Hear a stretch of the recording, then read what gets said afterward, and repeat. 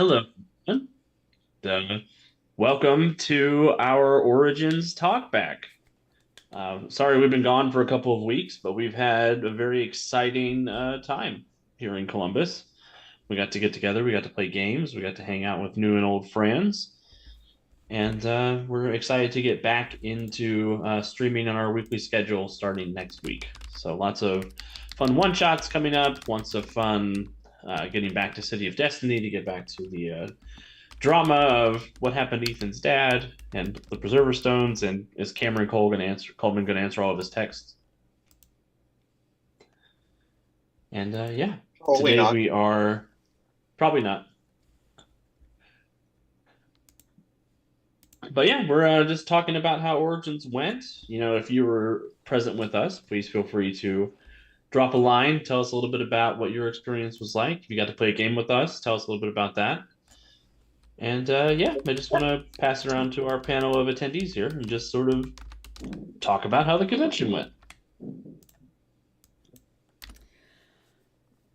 I had a great time gaming and I had a great time playing. I think to play a lot of Apparently, we've invited a robot. Yeah, Isaac, you sound like a robot. Yeah, driving. Sorry. He's still stuck in the year 2267. It was a good time. With A lot of bugs. a Too lot of many big damn bugs. cockroaches. Everybody should be sad that they didn't want to come play my game. Yo, It's true. I was told there would be Nazis, and then I settled for cockroaches. What I got was a bug problem of epic proportions. And a tiny baby Hitler. And a tiny baby Hitler. I mean, that was a decent, little door prize, at least. So, to be fair, I was given a list of things, and I was told to do one thing an hour, but pick a different table each time. I then texted Alex and was like, I'm bored. I'm doing it every 15 minutes, and it's every table. And I'm making shit up. So I made shit up as I walked around. So that was... I mean, at least it was topical. Yeah. I asked what everybody was doing when it was happening, and then was pretty mad that I did have to correct a couple of things because a couple of times I went over and people weren't actually in combat, so healing a bad For sure. guy I couldn't really do. But it timed out perfectly that you guys had just almost killed a Nazi, and I popped in with baby Hitler, who rescued his little Nazi friend and then disappeared. But then he got his ass kicked the next time, so it was fine. Right. Yeah, no, that was hilarious. I aim to please. It's what I do. It was also that it gave us, what was it? The guy playing Mark ended up giving us illusionary J. Edgar Hoover in Yep. a rocket wheelchair to Yep. fight baby Mecha Hitler. So Yep. It So was amazing. we've jumped ahead to Saturday Yep. with our conversation. Hey, you can blame We're talking a little bit about the mega event that we did this year, which was a ton of fun. It was a time displacement Titan City game where our four GMs all had to come up with a story about a different kind of big bad guy. And Mega Hitler was something Steph brought to everybody, or I probably brought to everybody. I did. Baby Mecha Hitler. But so I enjoyed it a lot because having gone last year, I didn't really know what I was doing, and I was worried last year so much about making sure I didn't mess up the one game I was running, and I didn't really know what to expect, having not been to a con in a very long time, and the only ones I'd ever really been to were more specifically cons where panels were the thing that you went to. They weren't really, you didn't go and play games while you were there. So I didn't really know what to expect. So coming a second time was amazing because I had a little bit of a better understanding of what we were doing and what was happening and all that kind of stuff. So I felt a little bit better. So it felt less like I had to be, last year I got to my game an hour and a half early because I was so panicked about what to do. And then this time I showed up and I was like, it's 1 o'clock. That's when my game starts. The table's leaving. It'll be fine. So I felt a little bit more relaxed, which was nicer. So it allowed me to get to play in more games, which was fun. So I got to play in one of Jemmy's games. I finally got to be a raccoon in one of Wiki's games. I forgot I played one other game, and I can't remember what it was. Wasn't that memorable? Goose. I played the Goose game with Jemmy on Friday, I think, and then on the first, it wasn't that memorable, but it was Alex's game. I forgot about the Harley It Quinn wasn't game. that memorable. Yo. My bad. Played Harley Quinn the musical, and that's not memorable. Okay. No. That's fine. Wow! I played That's Harley Quinn the cool. musical, and I got to be Harley Quinn, and it wasn't that memorable, apparently. You were the star. apparently- You were you the did not star have of a the good show. I Let's heard see. Idris Elba was in that. Yes. So we got to fight throughout a series of musicals, and we ended up getting to fight towards the end. It was Cats, and so we had to fight Idris Elba, Taylor Swift, and Jennifer Hudson. And apparently, we could take out Taylor Swift super quick. We could take out Idris Elba super quick, but we could not get rid of Jennifer Hudson. So That tracks. she stuck around for a skosh, and we tried to distract her with a bat laser pointer, so that was fun. But yeah, so getting to actually like play in the games was more enjoyable than I expected. So I wasn't as like amped up. I was still really amped up when then I had to do the game that I was running for the first time, but wasn't nearly as much as I was expecting. So, which was nice. Although the heat For sure. was pretty awful. Now notice she said enjoyable and not memorable, Alex. Yeah, no, that's fine. I'll remember this. I'm never gonna get to Also pick a cheated. character again.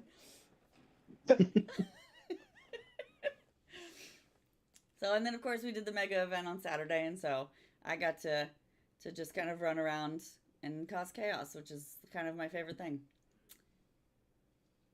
So now somebody else can talk, since I don't have a very good memory apparently.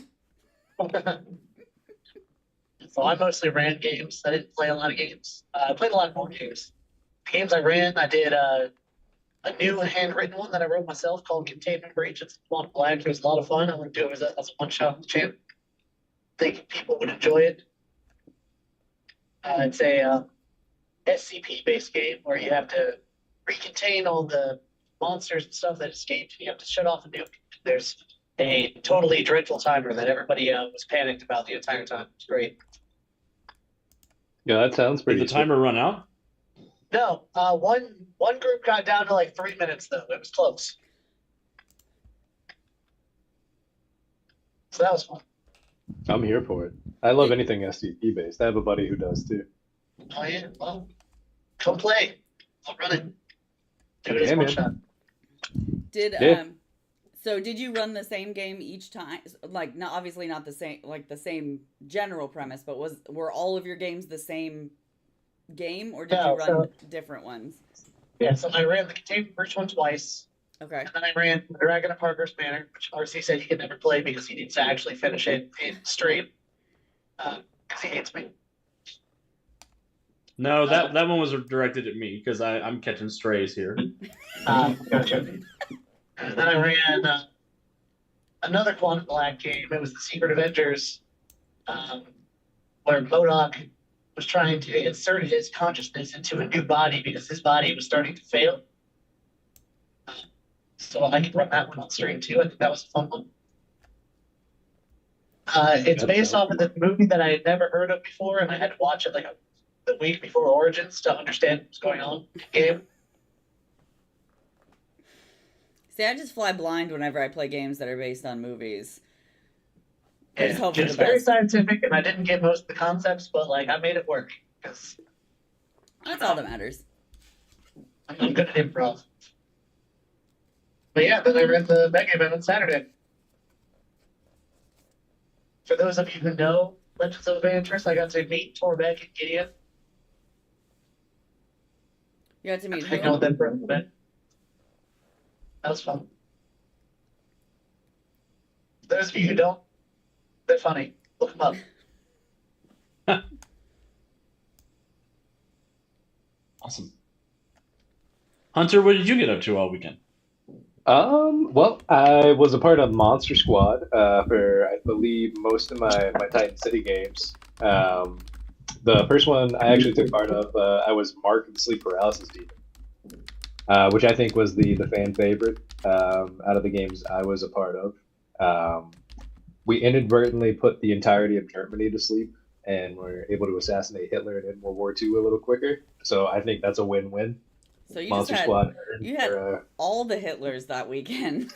Yeah, it just kept happening every time I sat down at a table. I was like, Jesus. He's like, I'm here to fight Nazis. It's weird. Yeah, I was There's no like, second option. yeah, I was like, man, I signed up to fight Nazis for one game. 3 days later, I'm still fighting Nazis.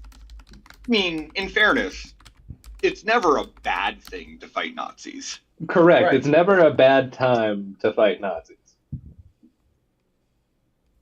That is true. We did that. And then my favorite board game that we tried a little dragon game called Flamecraft. Essentially, it was like Catan if you take all the crunchiness out of it and just leave the fun little like trading aspect and enchanting. Super fun. Takes like an hour to play. We played with a couple who had played before, but totally worth it. I think it's actually on Kickstarter right now. You guys should definitely check it out. You said it's called Flame. What was it? Flame what? Flamecraft. Craft. Yeah. I thought you said flame but- crap, and I was like, I feel like that's Flame not crap. a great name. Like, I feel like that's. Oh yeah. Well, you know the dragons like fly around, they shit on the village, and then it catches shit on fire. And then you play the little firefighters trying to put out the fires. The So shitstorms. win-win. Yeah, exactly. But no, I Flamecraft signed was up to be a wonderful. sexy firefighter, not shovel shit. I hate this. It's a living. Yeah, I have a copy of Flamecraft. It's out. Oh, is it? Oh, Okay, cool. Cool. Yeah, I always yeah, like it's a lot games. of fun. I always like games like that where they're kind of like not super heavily involved. Because with all the nieces and nephews in my family, we have such a wide age range between everybody. So it's like nice to have like one that is a little bit complicated, so the big kids aren't like, ugh, this is awful, and it's not too sure. complicated that the little ones are like, all right, I'm bored. I just want to play with the little people. So Yeah, that's fair. That one was great, and then we ended up hitting the consignment shop. If you guys didn't check that out, it is totally worth it. I hope they do it again next year. We walked away with a ton of different board games just to try out.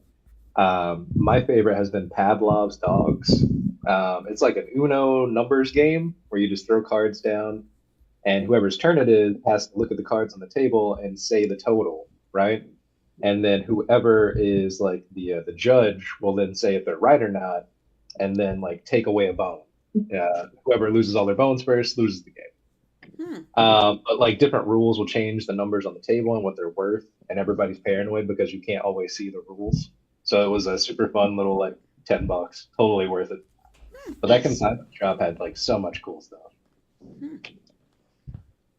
I didn't find out about that until after Origins. I saw someone post about it on Reddit and was like, oh man, that sounds really cool. I saw a thing about super it. neat. Yeah, I saw a thing about it, but until I was running my game on Friday, I didn't know where it was. So it was like I left the room and then I saw it and I was like, oh, I need to go back there. And then I just completely forgot about it and just never went back. Yeah, it wasn't particularly well advertised Yeah. or location marked. Like, Yeah. it was Absolutely. off the food court. Why? And it had a sign. Yeah. Yeah, that But- was the thing. I was like, I remember there was a sign and I was like, oh, well, that's where it is. But it was like, I didn't really know how to get there if I wasn't already there. Yeah, the only reason we found it is we showed up for Lego D&D, which did not happen, by the way. Super bummed. That's I just wanted to like craft my little D&D character, maybe have to like Lego my way out of puzzles. That's what I was expecting, and then nothing happened.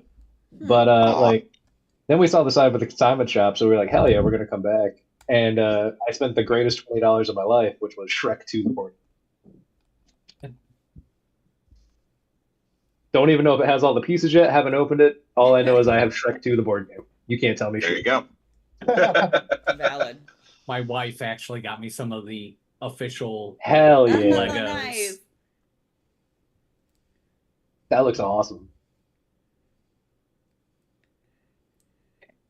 Yeah, I my picked up a fun game. It's called Townsfolk Tussle. It looks like Cuphead, and it plays like Cuphead. oh, I lot saw of fun. that.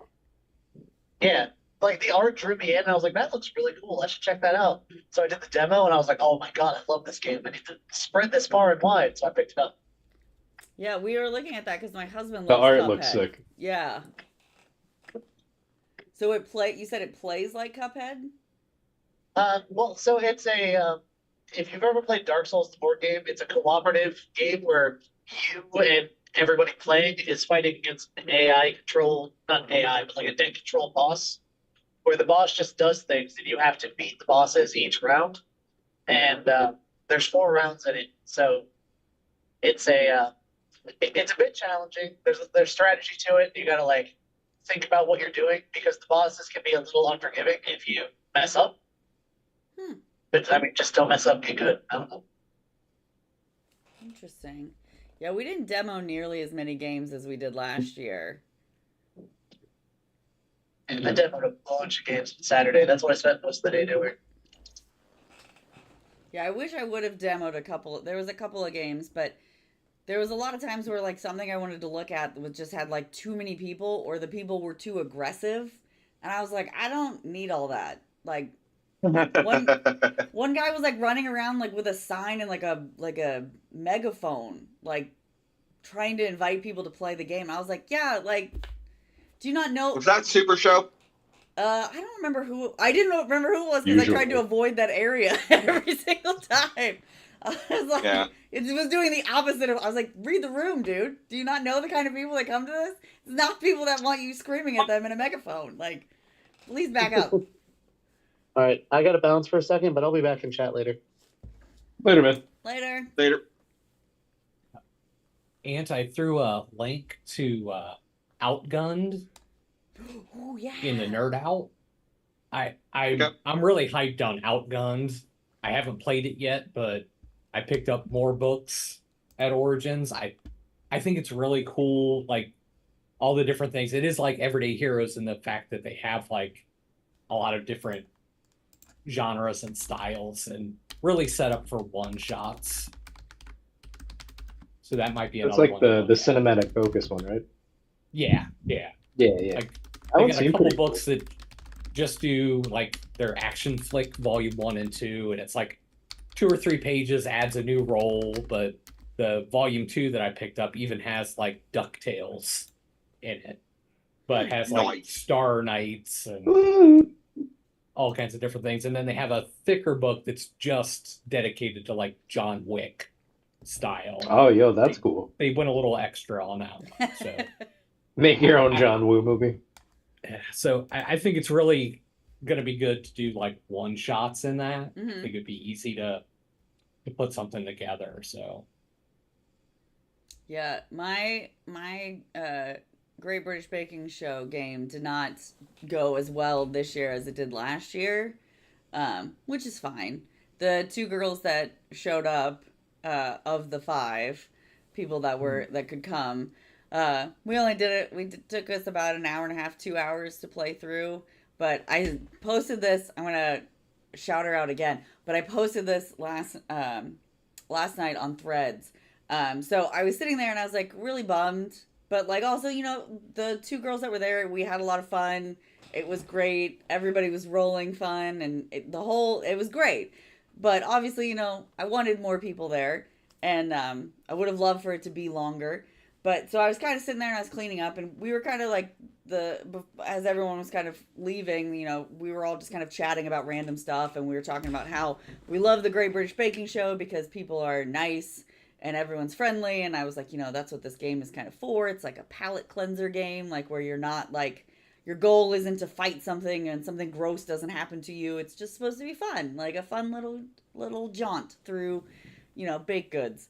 And so there was a woman sitting at the table next to us while she was waiting for her game. And, she was asking me, what game we were playing, and I was explaining it to her, and I was like, I'd made 5 copies of the game to give out to the people that played, so that if they wanted to play it, that they could play it on their own. But obviously, I had copies left, so while the girl was talking, I gave her a copy of it, and she looked me dead in the eyes, and she goes, "Oh my God, this is amazing. I'm so proud of you." And I had to fight so hard not to just like break down in tears in front of this woman whom I had just met 3 minutes before that. I was like, that is That's the nicest adorable. thing anyone's That's ever good. said to me. And then she was like, I'm going to cherish this forever. And she was so nice. She gave me one of her little stickers. So her name is the Dungeon Aw. Mom. So I just want to give her a little shout out because it really, I mean, it like really made me very happy. And like, and it was one of those things where it's like, you're kind of bummed because the game didn't go the way you wanted it to. But then it's like, that happened. And I was like, okay, I'm fine. And then luckily it was the day before I had to run the game with Alex and his wife. And then 2 strangers. So yeah, I remember that. Remember? No, I don't remember. So it was nice to like have that moment and then leading into something where I've never run it. No one's ever seen this game before. I have no idea what I'm doing. It's a bunch of random shit. I have like 13 maps. I have a shit ton of minis. Like I had so much going on in this game and I was like, this is going to be awful. This is going to be so, I'm not going to know what I'm doing. And it turned out great. And I think part of it was because that woman was so nice to me the day before that I felt good about what I was doing. So it was nice. It was nice. Hell yeah. I'm glad it turned out good. Yeah. So I was happy. But yeah, I didn't really get a whole lot of games. I think we bought 1?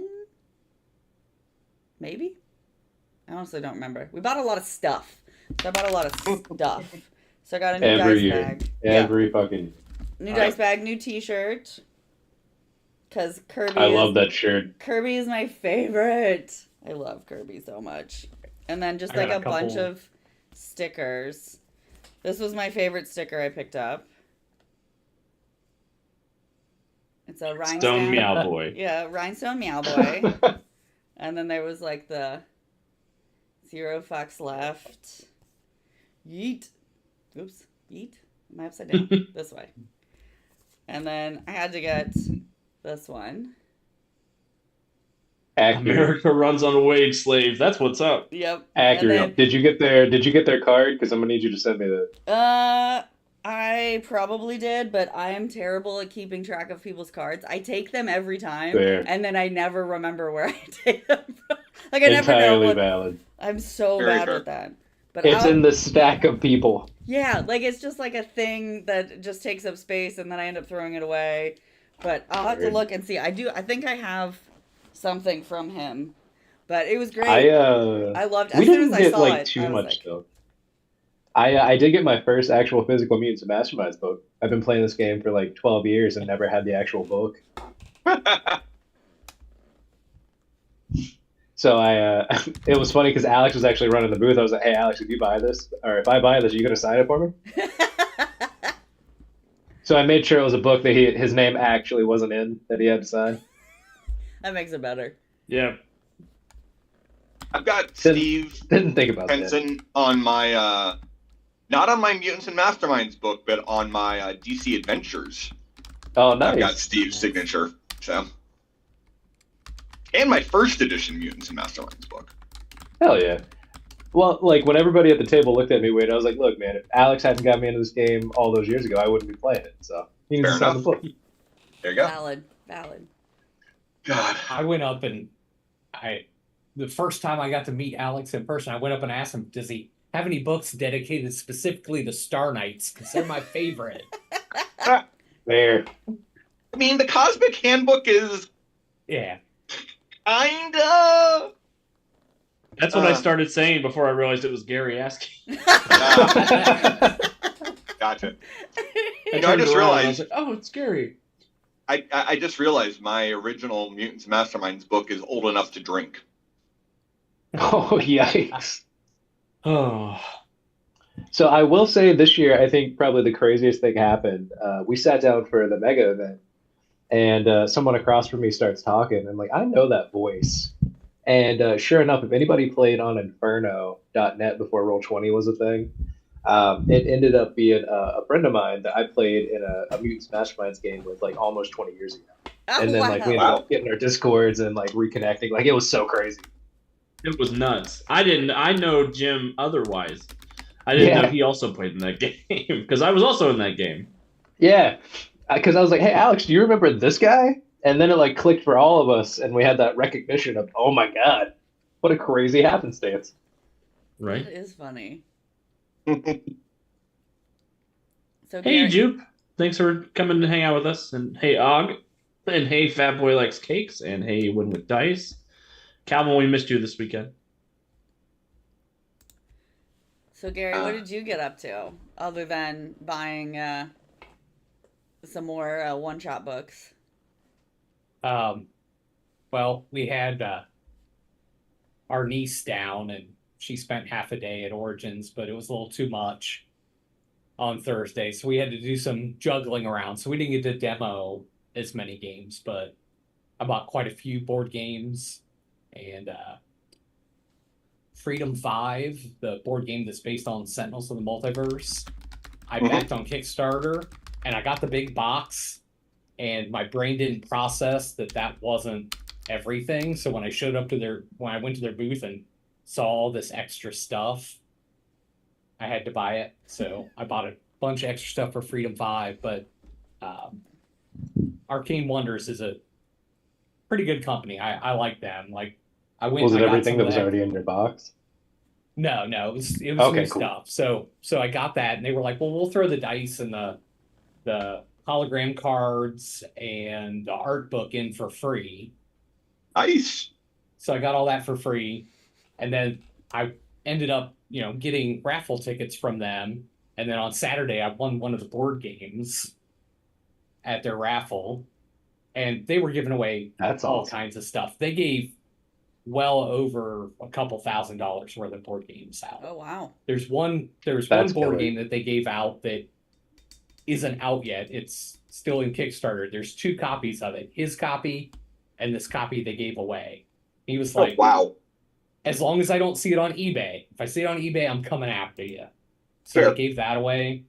And then you could stay in the raffle if you were coming back the next day. Otherwise, you could turn in all your raffle tickets and get 25% off the booth.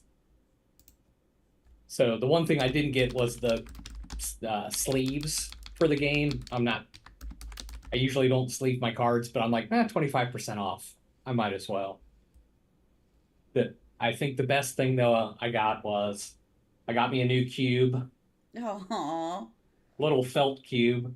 Nice. I have a whole cube family hanging out, so So hey Gary, you need to like come over to my house sometime and bring Freedom 5 over, and I do. We have tons of board games to play. well, we have no life because we have a 4-year-old. So like pretty much any weekend we are home. All right. I'm Well, if reading I about wasn't it right going now, out of so town, you guys just let me know how it goes. We played so much Sentinels of the Multiverse. Like that card game was so fun. oh, It's the it's. best. I actually got some people together. Some came from Cleveland, some came from Cincinnati, and did the whole Oblivion thing. I Yeah, have 6 never done that. hours. I have it. I've just never actually played it. Yeah. Yeah, I did it with they had the whole set for like Beetle. $40 in that consignment shop. Oh man. I think that might have actually been Wiki's. Yikes. Because I saw that Wiki was putting all of their Sentinel stuff in the consignment shop. Gotcha. It's one of those that you definitely need people to play it with. Yeah. I get to play with my kids, so I actually get it to the table probably more often than any other game I own, but not counting, the games that we stream.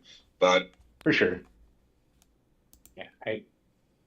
Jed's not really into it. Her favorite game is Betrayal. Oh my god. I love that game so much. Betrayal is Well, fantastic. Oh my If god. you ever want to come over anytime, any day, Oh my god. Jen will play. It is by far my favorite game. It is She- one of my favorite games. Like She's- my friend before she moved, we used to go over and that like we'd go over and we'd have game nights and literally it ended up with we would be drinking and I'd be like, we're gonna play Betrayal, and she's like, really? Any other game you want to play? I'm like, nope, I want to play Betrayal. Well, come over and Jen will be so Loves happy. that She's game like, so why don't we both just control 2 people and we just play? much. She wants to do every single Yeah, yeah. different thing, and The worst Do part you guys is have the she new does. edition or? we have all the editions. Okay. I think I It's only so have much fun. I think I only have one. Because I was like, when my friend moved, I was like, well, how am I supposed to play it now? And I think it's still in the wrapping because I don't think I've played it yet. The 'Cause it's- most recent edition, actually, I really like how they streamlined it. And I also have the werewolf expansion, which is fantabulous. Haven't played through that yet. So I got her that and the Christmas one too. Yeah, we don't have the Christmas one, but we did get the werewolf. I think we played the Scooby Doo one the last time I was at your house, Aaron. Yes, we did. We have that. I have that one as well. I know there's a She Scooby-Doo. She Oh does my not god! have the Scooby Doo one. Oh my god! I'm so excited. So the Scooby Doo one is kind of great because it's Betrayal, but it slightly tweaks it. So, when the ghost is revealed, it isn't actually that there's a traitor. It's that, whichever member of the Scooby Gang you were controlling has now been captured by the ghost, because obviously it would really be terrible if, like, Shaggy got possessed by an axe murderer and took a hatchet to Scooby. But I mean, Who doesn't want some grimdark Scooby? I mean, yeah, but so, if you're trying to market this so that you can sell it to, like, the 8-year-olds who watch Scooby-Doo. that's true. That is true. What do we say I here at the mean- Untold Stories Project? Fuck them kids. I guess I'm No. a little loud because Jen just texted me and says, I don't have first edition. Okay. my excitement transcended into another room. But by the way, is my mic good? I got a new actual we hear you. legit mic. Yep. Sweet. Yeah, we hear you. But yeah, we have like 1 year left on the Legacy, playing through that. I've never played the Legacy Yeah, I was Betrayal. gonna say that's the one we didn't do because we couldn't commit. It's pretty cool. It's got this mechanic that's you basically just go down into hell and can go through different cards, and no one wants to do it because it's so brutal. You're gonna die. So it's like with the last year, that's my goal. Is I'm just gonna go through that to try to just see all those cards because no one's touched them. Fair. Do anything else interesting at Origins, Gary? Oh, hold on, guys. Nope. I think Alex popped off, but he did not make me the host, and I think the stream froze. Ruh-roh. Like, I can still hear all of you guys, but my screen is frozen. I don't have any freeze up. You don't? Do you Nope, have I Twitch can see open? you. I have a really dumb face on the frozen screen, which makes me really sad inside. Yeah, mine's frozen as well on the Okay. Twitch side. Yeah. Also, dumb face makes you feel any better saying that better. So. But you're not, like, licking your Honestly, lips. like kind of similar face. Not gonna lie.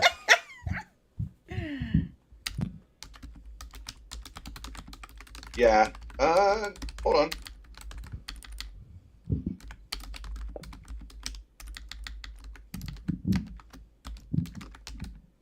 Yeah, no, it looks like the Twitch screen is in fact frozen. Which I don't understand why, because I'm still here, and I'm the one that's running the streaming part of it. Wait.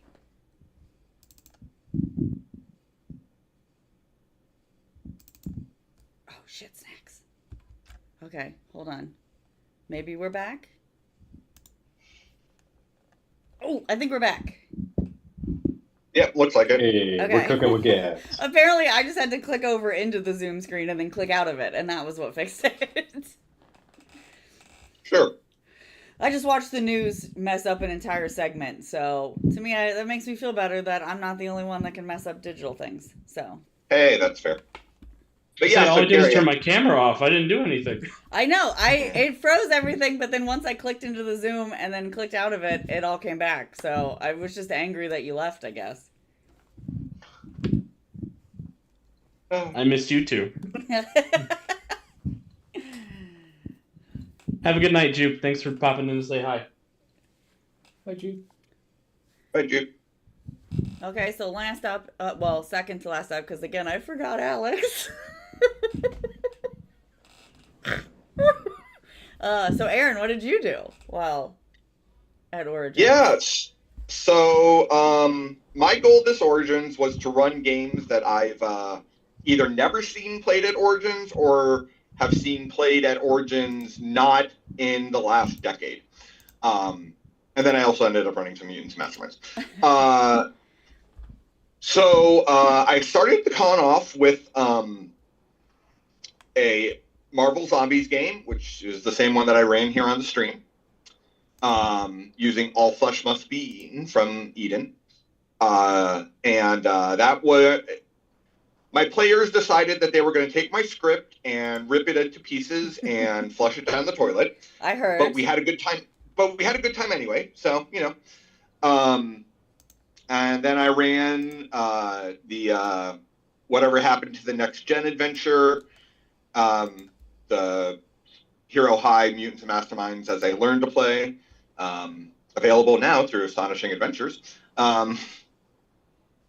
And I ran 2 sessions of Street Fighter, which was fantastic. Although I learned 2 important things. 1, there are people out there who remember that game. And 2, I need to schedule 5-hour slots for it and not 4-hour ones because, that did not end up working. So, Aaron, a couple of people tracked me down and wanted to let me know that was their favorite game of the convention. oh, Oh, nice. that makes me happy. But yeah, no. So I that was what I ran. I played a board game called Tir na Nog, which is about Irish storytelling, and it's a beautiful game, and it was really fun. And I don't know how much the mechanics of the game actually feel like what you're supposed to be doing, but I had so much fun playing it, I didn't care. Normally, it really bugs me when the theming is off. Like, even if it's a fun game, like, if the theming doesn't make sense to, like, but how does this represent the thing that we're supposed to be doing? It annoys me. But in this case, it was such a beautiful game, and the mechanics were fun enough that I just didn't care. So good for that. I played Zombicide, Marvel Zombies. I've been wanting to play. So you ran a Marvel Zombie game and then you played in a Marvel Zombie game? So I ran a Marvel Zombie RPG. I played a Marvel Zombies board game. Oh, it's a board game. Okay, that makes sense. I was like, you ran one and you played. So you really like zombies.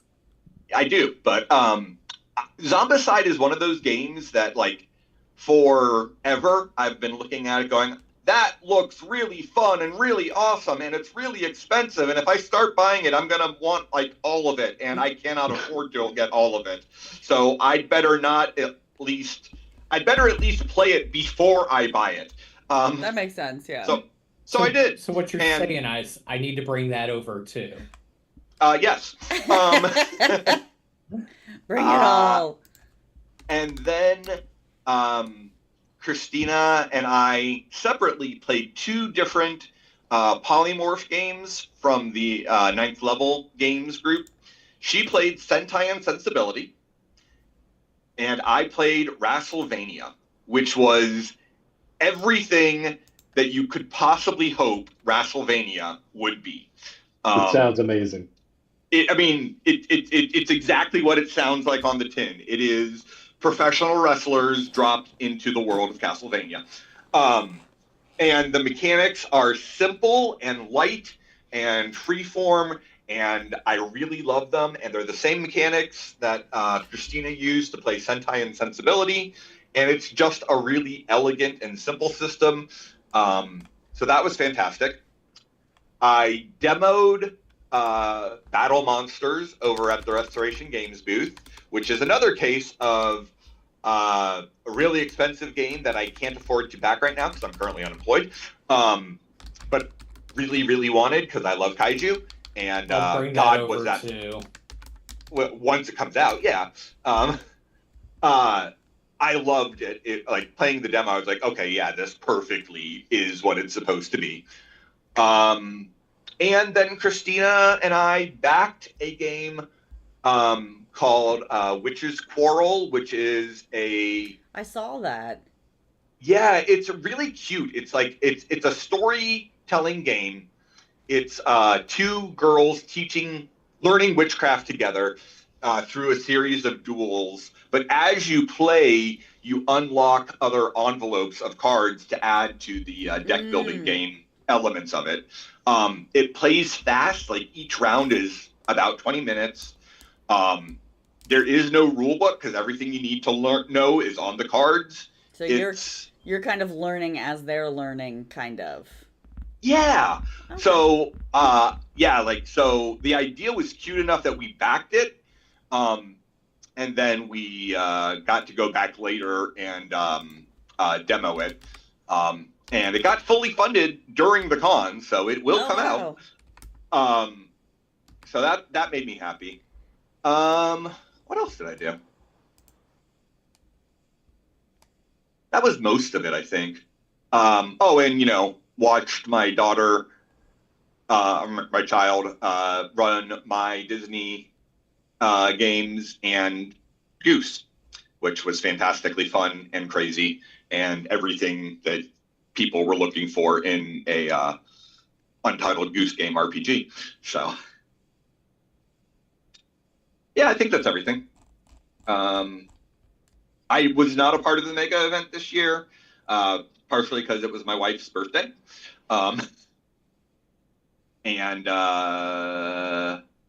But I did poke my head in for a little bit, and it seemed like that all went well.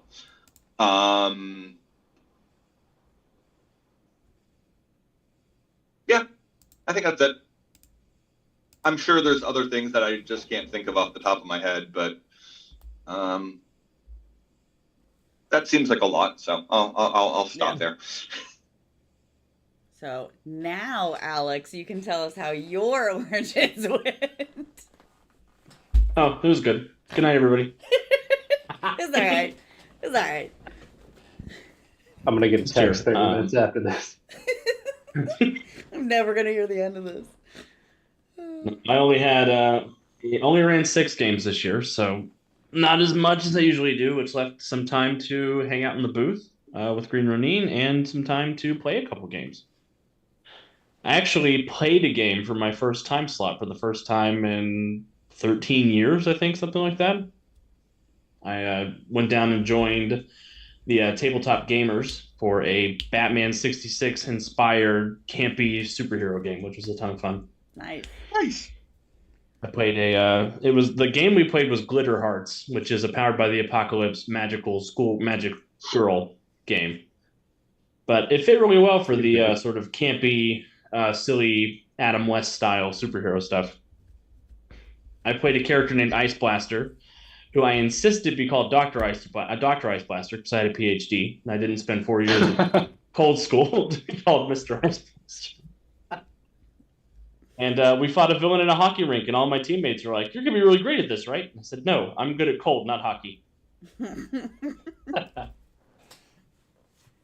you rolled And then, exactly I like proceeded- Alex rolls. Yep, I proceeded to roll double ones over and over and over again in the final scene to my teammates' chagrin because there were only 3 of us playing. I was holding us back. Yikes. That's funny. I assume that in Powered by the Apocalypse, rolling low is bad. Yeah, it's a 2d6 system, and the goal is to roll a 7 or better to succeed. So statistically, you will succeed if you're not me. Yeah, I don't know. There are a lot of people who have bad dice luck. You are not alone in that. Yeah, but I had a -1 to my 1 attack power, so I consistently rolled a 1 the whole final fight. It's like, I'm sorry, guys. I am the best member of the enemy team. But we taught a polar bear the positive values of capitalism to convince him to abandon his communist supervillain friend. So we said that was the origin story of the Coca-Cola polar bears. Nice.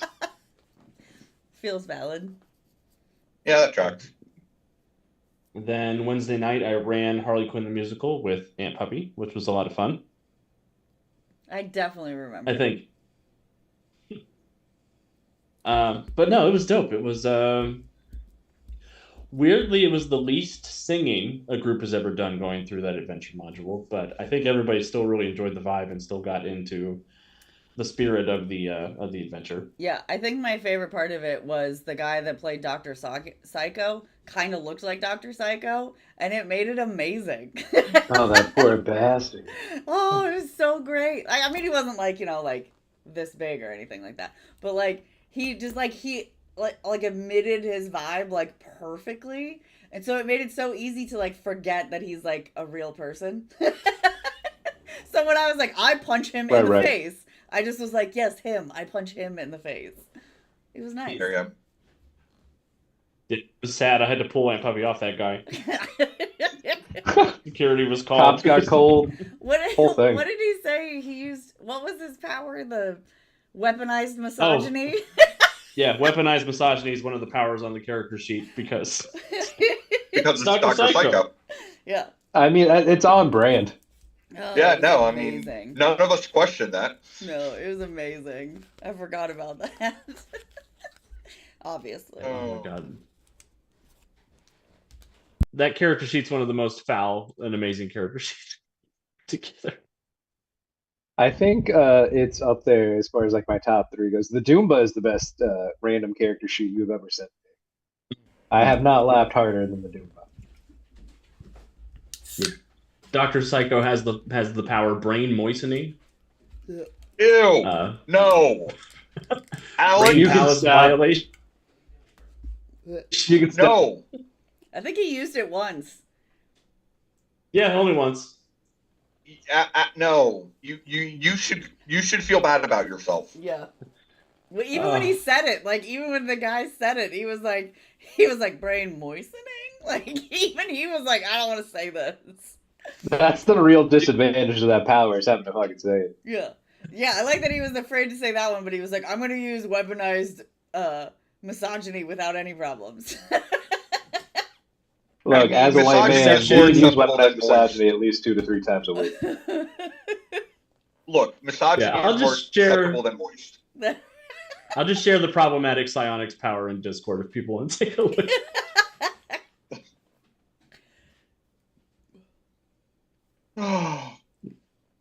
Dr. Psycho's powers in air quotes. Powers. My favorite one on the list is the other thing Wonder Woman's creator is famous for. Bondage. And then in the descriptor it says it's bondage.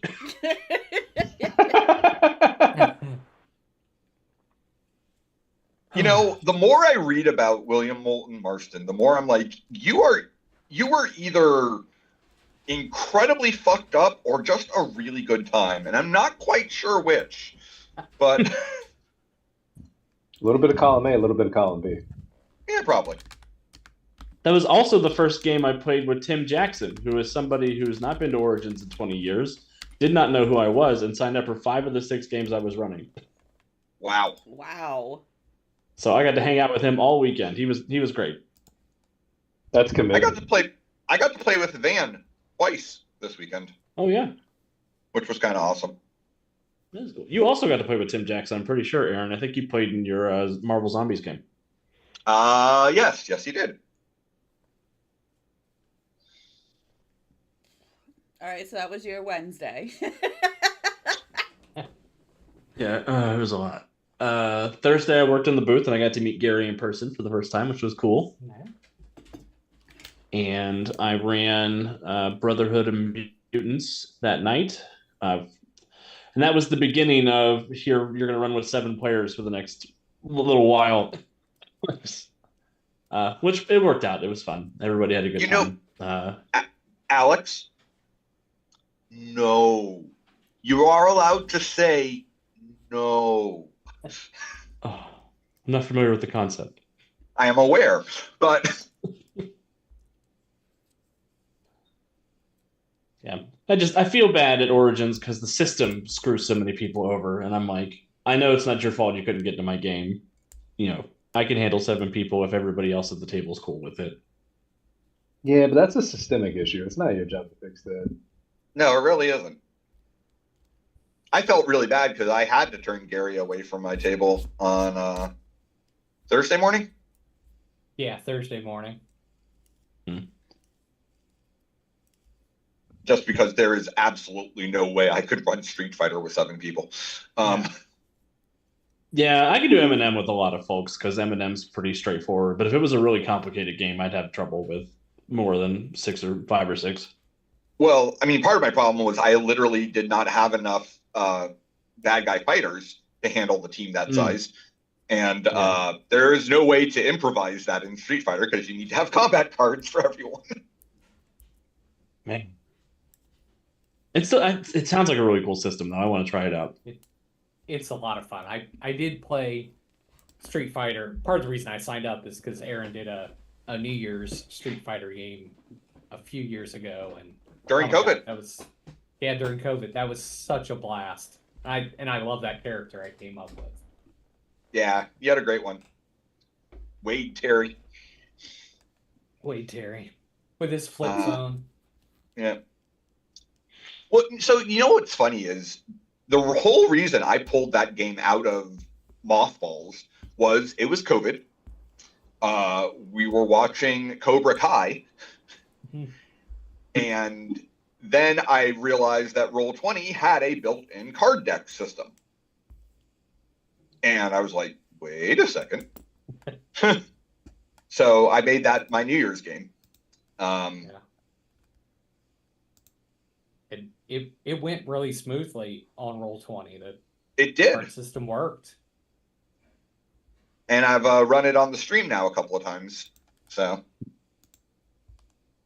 Og says bring in the same bad guys but color swap them like in Mortal Kombat. oh, that's not a terrible idea. I am going to be running more Street Fighter next year, though. I've definitely decided Nice. that. Yeah, I've heard nothing but good things. I may or may not already be writing part of it. What's up? Yeah. What did I do on Friday? Friday, I ran 2 games on Friday. They were both Titan City games. I'm pretty sure that was the Titan City game where Hunter played Mark. Was Friday morning. Yeah, sounds right. And I had so many great plans, and these players just got in the way of all my great plans. It was great. I did not feel bad for you in the slightest until Karma's my a man bitch. one punched an entire catacomb, and then I was like, oh fuck. Yeah, I was like, they're going to Paris, and there's a necromancer, and the necromancer is going to animate the whole catacombs and make just the catacomb one big monster. And one of the characters just one-shot catacombs. I mean, literally goes through the animation of catacombs are becoming alive. Character is so frustrated that the socially inept character hasn't stopped talking for 2 hours. He punches a wall. That's how it happened. He didn't even mean to do it.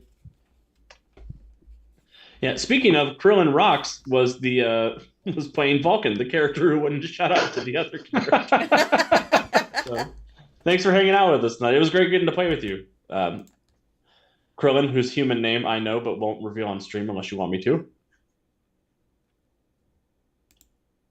Yeah, you're right. You were very, very friendly, not socially inept. You're right. You're right. That's on me. You had the charisma, just none of the words. Just Hobbs didn't want to hear it. But that was fun. Yeah, there was a lot of then they worked together to reverse the polarity of the Eiffel Tower to put the dream curse on Berlin instead of Paris. And then they sent the speedster to go and just kill every Nazi that was asleep. Valid. A lot of Nazis. You know, So it was fun. You know, the nice thing about Nazis is, in a lot of RPGs, especially superhero RPGs, there's all the, there is like the, we don't want to kill people, especially, like I said, in superhero RPGs. But there are a couple of categories that you are always allowed to kill. So you can always use robots, you can always use undead, and you can always use Nazis. And nobody ever feels bad about the fact that the heroes killed a Nazi. So. Yeah, I felt pretty guilty Right. having to revive a Nazi. That felt pretty terrible inside. With Yeah, it feels wrong, right? Yeah, it felt pretty. Don't like that. I walked up and I was like all ready because for whatever reason I thought their table was fighting bugs, and so I was like all ready for them to tell me it was a cockroach, and I was gonna come down as like a light or something like that. That just like, like I'm a nuclear warhead and the light is bringing them back to life. And then they're like, yeah, we just slammed a Nazi into the wall. And I was like, son of a bitch. I was like, I have to revive a Nazi. I was like, this is awful. Yeah. Nazi CPR just has a bad mouthfeel. Yeah. Yeah. So I did make it that baby Hitler popped up from hell. So I at least made sure that it was known that I was not happy about this. I mean, yeah. Nazi. Krillin says he's fine with it being out. That's Sean. It was a lot of fun. Thanks to both of you again. Thank you, Sean, for tracking us down to play with us. It was really cool getting to meet somebody from Discord who we hadn't met in person yet. What else happened And to you another on Friday? fan of Heroes of Tomorrow. What else happened to you on Friday, Alex? What else did happen to me on Friday? I think I played a game with a new GM that I hadn't played with before. Wasn't that memorable? No, it was great. I got to play in Steph's impromptu journey game, which was a ton of fun. We were a bunch of college wizards who had to clear out another one of the alumni's houses. Yep. This old man wizard that they had. So basically, the 4 college kids, they were all different versions of witchcraft, and were going to school, and they had to get their volunteer hours, but they waited too long, so all the good volunteer hours were gone. So the only thing left was they had to clean out this wizard shed. And so he's kind of a Schrodinger's bad guy. And so I made the characters a little bit too powerful. So twice they screwed up my whole plan. One was it was my second favorite trap. They fell into a pit, and it was supposed to feel like they were supposed to elect a champion, and then they all had to fight each other to the death. The reason being is because this guy was trying to figure out the strongest weapon. He was trying to create the strongest weapon, so he only wanted the strongest thing. So he wanted the strongest thing to survive in this pit. But the guy had a very high intimidation bonus and just walked up and was like, no, I'm gonna yell at that guy. And I was like, you can try. And then he goes, yeah, I got plus 20 to intimidation. I was like, are you fucking kidding me? Is that really what I gave you? I'm gonna yell at that guy. Yeah, so he rolled a nat 20. And so it was like, I was like, well, I guess little science guy is just gonna run away in terror. So they attacked him, and he ran away in terror. Yeah, so I was like, all right, well, I guess you guys aren't gonna fight to the death. I mean, when you've got 40-something total for intimidation? Yeah, I was like, all right. So I was like, the facade of it being like in a, Gregorian type pit is now you just see that you're in the middle of a lab. So I was like, all right. That wasn't what I was expecting. And then he did the same thing to the bad guy wizard when he came too. So he just intimidated him out of the room instead of he was like, yeah, we're going to keep your secret. Get the fuck out of here. And he was like, oh, okay, all right. And he just left. I was like, all right, guys. I guess he's not a bad guy. But then they did turn him in at the end. So at least the bad guy got captured. So it was good. My character's philosophy was don't start none, won't be none. Yep. I did not want any trouble. I Yep. just wanted to get my credits and get out of here. The whole time he was like, if we just like put it all back, we could just leave. We could just leave. That was his whole thing the whole time. He's not mad at us. He's mad at whoever finds out who he is. I don't know nothing. We got stuck in the first trap we fell into was everybody else was excited to be out in the woods and talking to the fairies and the critters, and I was the one who didn't fall for it. Yep. Yeah, it was And basically the that puppy was like, yeah. you can answer my riddles if you can convince all your friends unanimously that you should leave. So he had to go around and convince everybody that they needed to get out while they are in just like an absolute euphoric state of just pure bliss. And so they're just like, tra la la la la.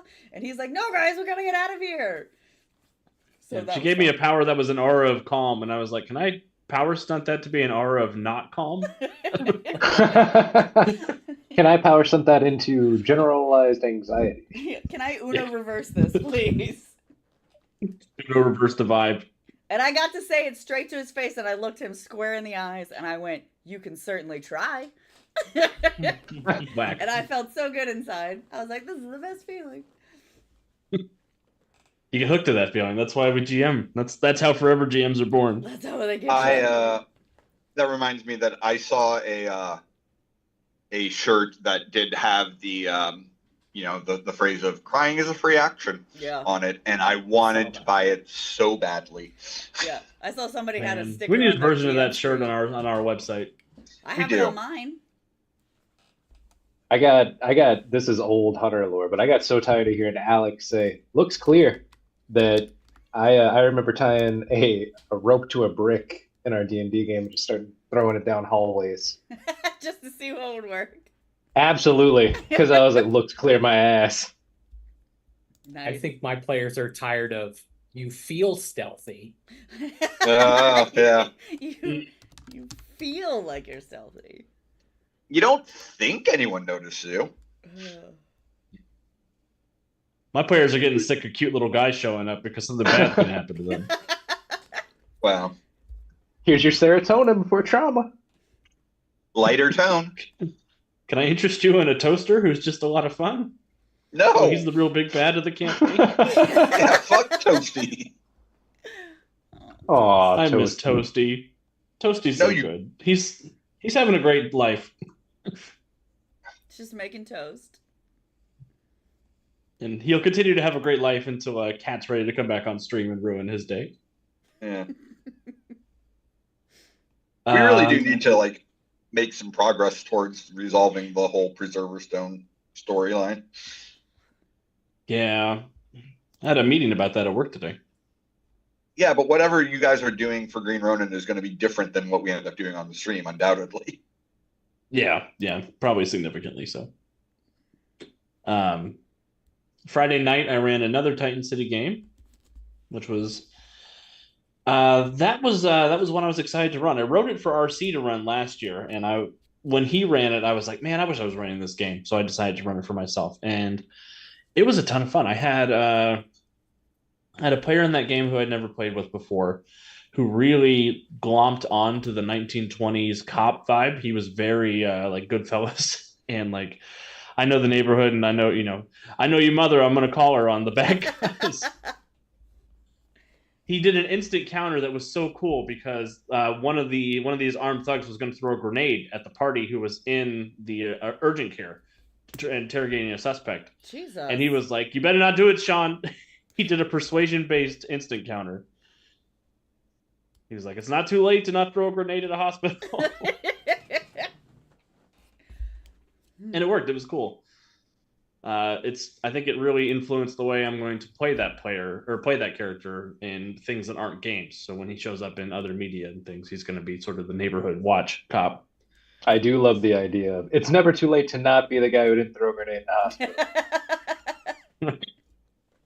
I mean, do you want to be that guy? Yeah, I'm saying that's a hell of a persuasion roll. Yeah. Yeah, but that whole party was good. It's a really interesting scenario that I should probably run on stream because it's a really solid plot and a really solid. I don't want to give away too many spoilers, but a whole town in the suburbs wakes up with no memory of May 15th, 1926. So the local monster cops are sent in to figure out what happened to everybody's memories. And shenanigans ensue. Hell yeah, I love that. And presumably, I'm guessing to find out what actually happened on May 26th. Yes. There's evidence that there was a wedding, but nobody remembers getting married. But that would be a really fun run to run as a one shot, maybe coming up. Limited And I read series. I read it in 4 hours at Origins. I was gonna It could say, be a I one think that word is not in your vocabulary, just like no is not in your vocabulary. Like one shot. I'm familiar with the concept.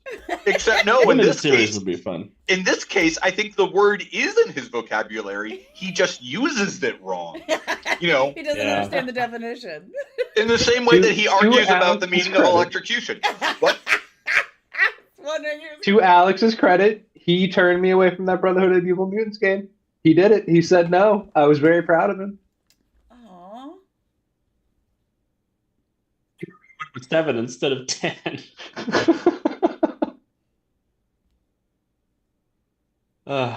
And then Saturday, I got to play a game with Liz in the afternoon. We played a really fun game called Covens and Crucibles, which was a modern witch story where everybody knew magic was real. And it was kind of, I made a joke with the guy who designed it. I was like, is this John Witch instead of John Wick? Because there's like Elysiums and hotels and stuff where witches go to exchange like information and jobs and stuff.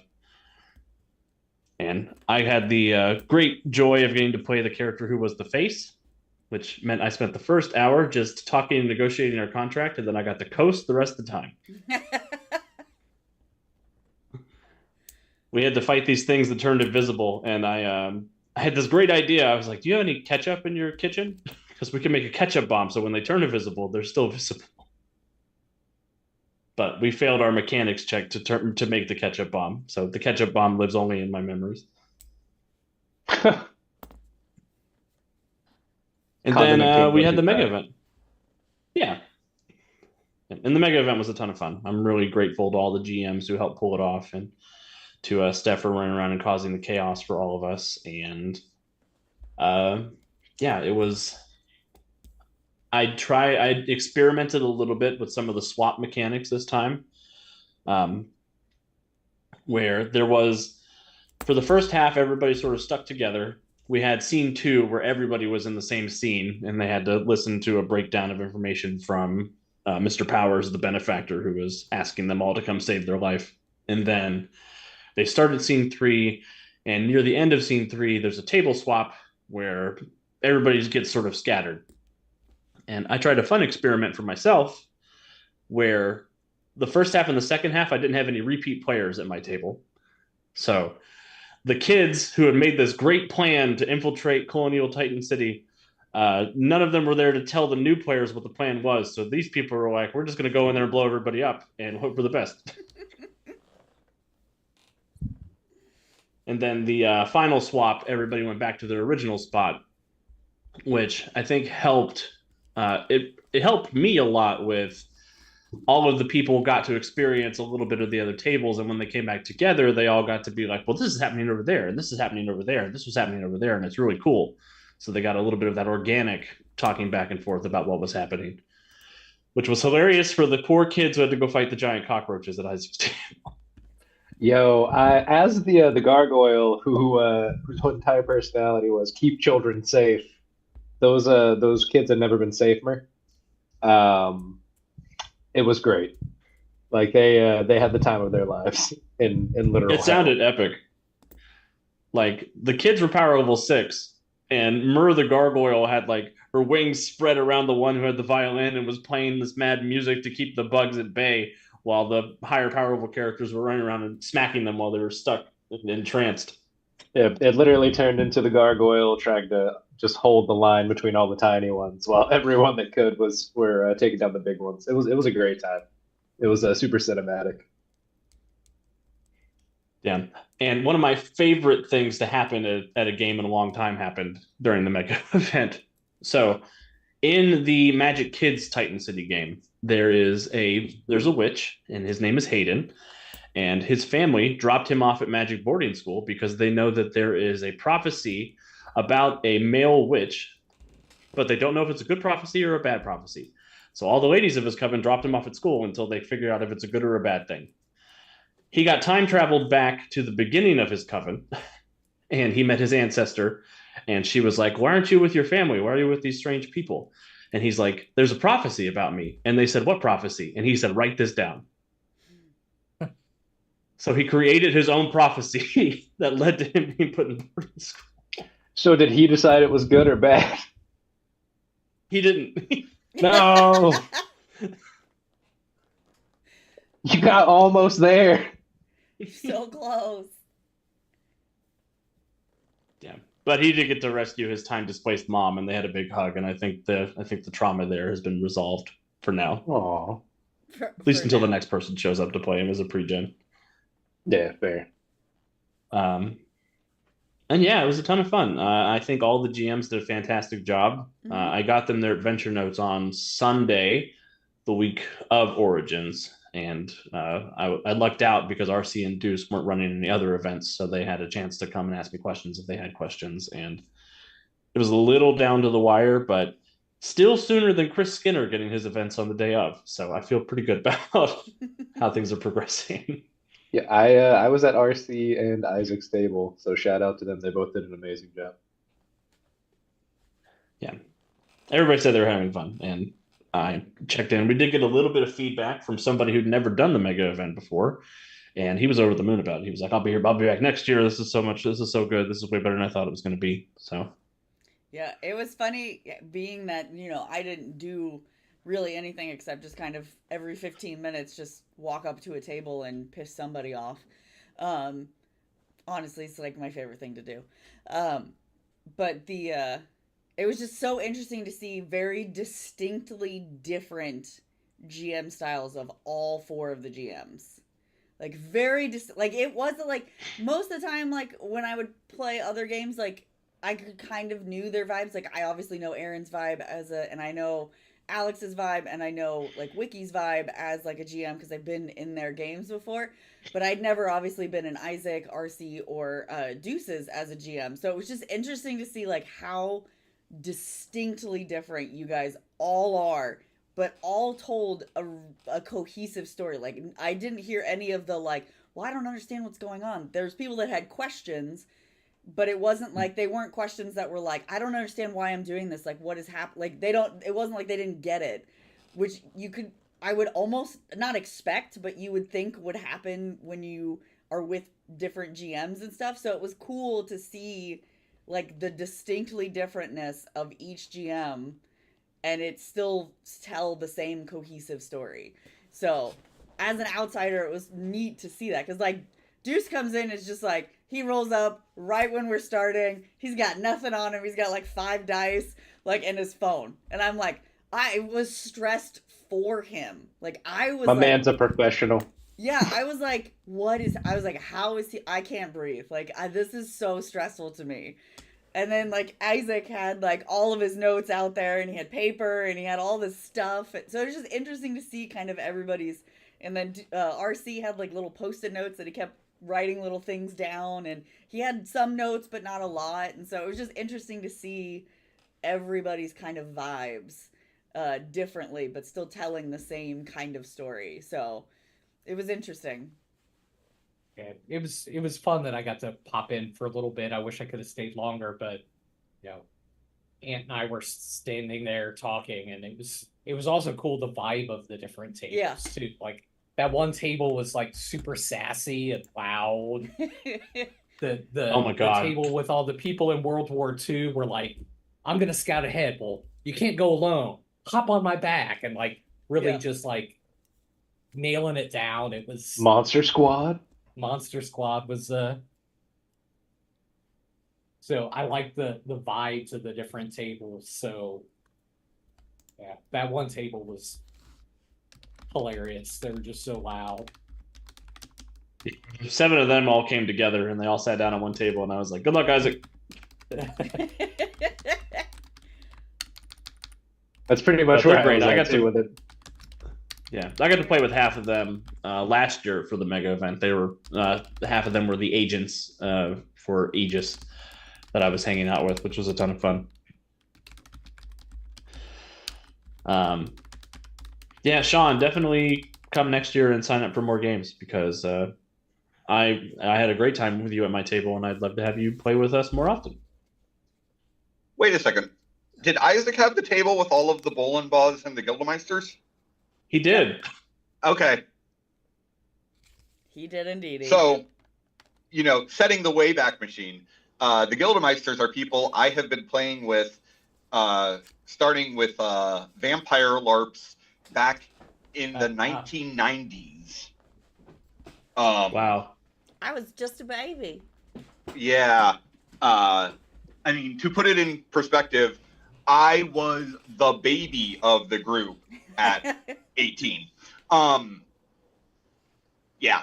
I've known them forever, and the Bolenbaas, Tom Bolenbaugh, is one of my nearest and dearest friends who lived in Miami, or lives in Oxford, where Miami University is. So when I went to college, so I've been friends with him for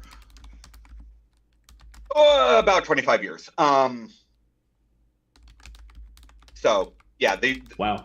Obviously they're kids. I've not been friends with that long because they're not that old. But yeah, no, those are just good people. Yeah, they're great. They always have fun too. They're I Yeah. love how into everything they get. Yep. I remember last year, one of the kids played Agent Jones, Hat Rack from Guardians of Haven, and she was like the most like, I'm straight laced, I'm an agent, I'm doing the thing. I only drive 5 miles under the speed limit. And I'm here with these agents of chaos. That is I was always at the fun to prep. I see was at the that. debriefing meeting 45 minutes early with donuts for everyone. It was so good. Yeah, that's always fun. No to one's see gonna that. reimburse me for those. Hat Rack should I'm not never putting have it to on be my in the expensive same. book. Hat Rack should never have to be in the same room as Thomas Reimer. Right. And Yeah. yet, that's exactly what we made happen. But it should never have to. It is always fun to see characters that like you've seen played a particular way and then seeing someone else's take, reading the exact same like description and seeing like what they take out of it, because somebody's always not going to read the whole thing, but they'll like look at the parts, like always to see like what part of the description like is the thing that they like latched onto. Latch on, yeah. It's That's always honestly really my fun. favorite part of a super game is seeing how they change that super game. Yeah. So it was funny because like the very first time I ran the Great British Baking Show, I had Calvin play Keone. She was the last one to get picked, and Calvin was the last one to show up. So I was like, "You are defaulto. You get Keone." So it was interesting to see him play Keone. And then when I ran it on stream, the first time he didn't play in it because it was before Origins, and so I was like, "You're not allowed to play in this because you're gonna know the answer, so you can't play in this." And and it was interesting to see that they did the exact same thing. Because I did a Battenberg cake, which if you don't know what a Battenberg cake is, it's basically the cakes that are checkerboard on the inside. And so you have to pick two distinct colors, and I was like, it has to be two distinct flavors, all of that. And both times, people picked that they did red for Crucible and blue for Keone. And so it was just funny to see, like, but they played them completely different. So it was funny to see, like, even different than the way I play her. So it was funny to see that different. So it is always fun at the mega events to just see, like, what's the part of the character description that somebody, like, latches onto, and that's what they, like, feed off of the character. So it's always fun to see that. Not to pat ourselves on the back too much, but I think the fact that so many times people who are not us still make the same mistakes with our characters means our characters are very strongly written. Yeah. Yeah. I will say, watching somebody else play Dr. Henry Barrister last year, who was not Alex, was mind-blowing. He actually played him still very similarly, but I was just like, wow. Okay, yeah, no, this works, but it was also really fun seeing Miss Violet play Wild Card. Yeah. Hey man, I enjoy Yeah. treating Mortis like an undead Green Lantern. I mean, yeah. Doubt. He got his eyeball back. I'm really happy about that. Spoilers for Freedomly Dark Multiverse of the Master Mage. Hey man, good for him. Priorities. Depth perception's a real Og, bitch. Og brings up. I was a little nervous about this because my friend Jim was at Origins this year, and Jim runs a bunch of really awesome mega events for M&M at Gen Con that I've got to play in the last few years, and I've been really appreciative of that. And he had a ton of fun at our mega event because part of why I wanted to do these things was because I really enjoyed Jim's version of it. Jim's is a little more PvP than ours. But he said he really liked, Og says he liked that we told the other tables what the other tables were doing to help with immersion and things like that. I remember you coming back from Gen Con and talking about the mega event that you played in and how you wanted us to do a mega event using our streaming shows. And I seem to remember there was a lot of, are you insane? Yeah. And I am, but we still did a good job. Sure. But yeah, Jim played in ours this year, and that was I'm glad he liked it. That's awesome. I mean, I'm really happy that overall the only drama we've had at the mega event in 3 years had nothing to do with the game itself.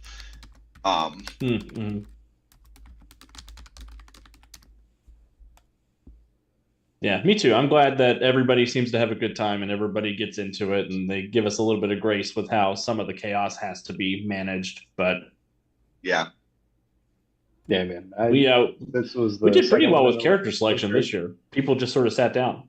Yeah. Yeah.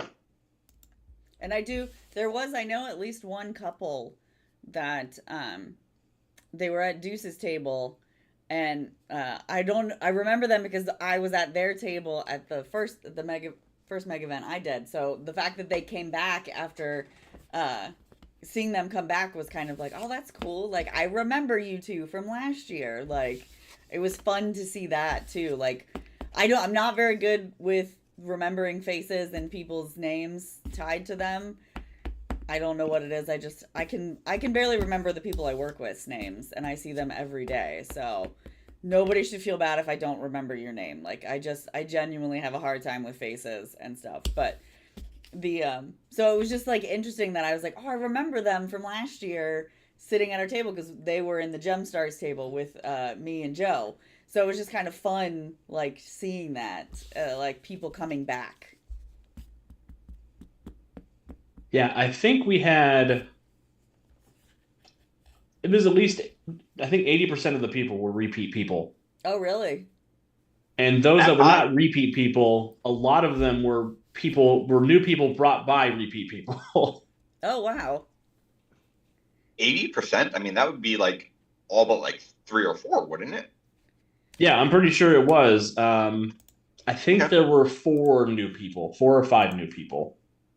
Yeah, because I know I brought 2. And then I know I saw like 2 or 3 people from last year who had also brought new faces. So I'd say those numbers probably check out. Yeah, I know there were 2 people who were not connected to previous people, but just about everybody in the event was either a repeat person or they came with a repeat person. It was cool. It's neat. I'm hoping next year we can get back up to like the 30 or the 35 players. I think that would be dope. But I'm very happy with how it went this year.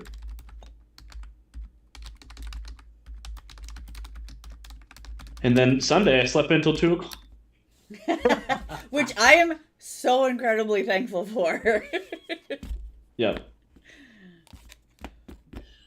Because I left a lot of stuff at my hotel room.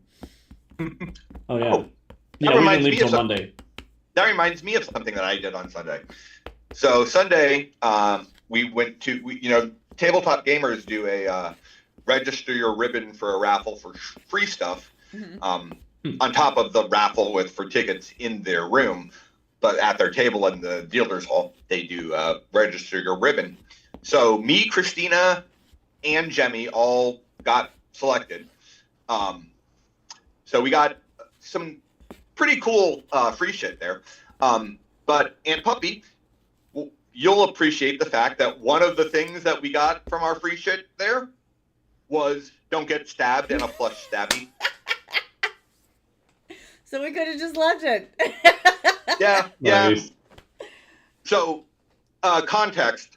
Last year, Aunt Puppy won a stabby and don't get stabbed from Tabletop Gamers. Yep. And Jemmy went and picked it up for them. And it is sat in our living room up until May when Jemmy had their graduation party. And Yep. Aunt Puppy came by and didn't even say hi to me because she's a horrible person. I timed it to where I was coming when he was cutting the cake, and he was very busy, and I was like, cake is very important. I am not going to interrupt. So I did not interrupt. It's fine. I'm just teasing. But yeah, so we had that game sitting in our living room for a year, and Yep. we did not open it. It was still sealed when we gave it to was. you. It is now open. Well, and we immediately played it when we got home with it on Sunday. Yeah, it So looks like I've it's played really it now fun. too. It is fun. Yeah. Jen picked it up, but we haven't opened it yet. Yeah. It I want to play Well, with the it's- littles. Yeah, it's also it requires 3, and Yeah. it is asymmetric. And I will say that the killer definitely has the advantage, which is probably okay. This But- is the little guy that you get. Okay. Yep, And he's like, oh. And stabby. his little thing comes off too. Yep. I don't know what it's. I don't know. I don't know if they have things that he can also hold other things, but I think it's just so he can change his grip. yeah. So he's kind of. But yeah, he is pretty. I cool. forgot. We also did one other thing at Origins. Karaoke, not karaoke. That was on escape Tuesday room. night. We did an escape room. Yes. I don't remember what night it was at midnight that we went. Was it Friday or Friday. Thursday? Friday into Friday. Saturday. Yeah. Yeah, because Saturday we stayed up until 4:00, scaring all of the people away from the other part of the room. Yeah. Don't come in the lobby. There's a lot of people down there talking about panties.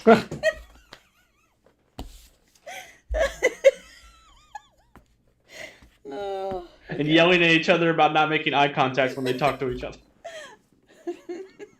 oh my god, that was great. But yeah, we did it. We did an But- escape room, and that was really fun. I love escape rooms. Yeah, it was. Yeah, was really the cool. video game part was really neat. I had never seen anything like that. Yeah, I'd never seen that either. I thought it was something where it was gonna be play it, not where you actually played it. I was like, that's Yeah. really dope. I would have loved to have done that, but as soon as I saw that text saying midnight, I was like, I'm sorry, I have a 4-year-old. That's not going to happen. The next morning, I fully regretted my decision, but it was so much fun. I was like, it's all right. Well, you have to understand that Declan does not care Yeah. how late I am up. He doesn't He care. is going to wait. He is going to be up at 6:30 and demanding that his father be ready to, take care of him. And going to an escape room at midnight, starting at midnight. Yeah. No, there was no part of that would have been wise. But it was really fun. But if Thank they wanted God we to, had the random guy that didn't have glasses. Otherwise, we were fucked. Oh yeah, I do like But- that we tried to convince. We had to read something through one of those blue or the red filters where it's got the red and then you see the blue letters there. And we asked the guy that's colorblind to do it for us first. We were like, oh, that's right. Oh, you can't read that. Do we need to fix that? So Well, Isaac and I are both colorblind, Oh, I didn't so know I was you like, were- we're out.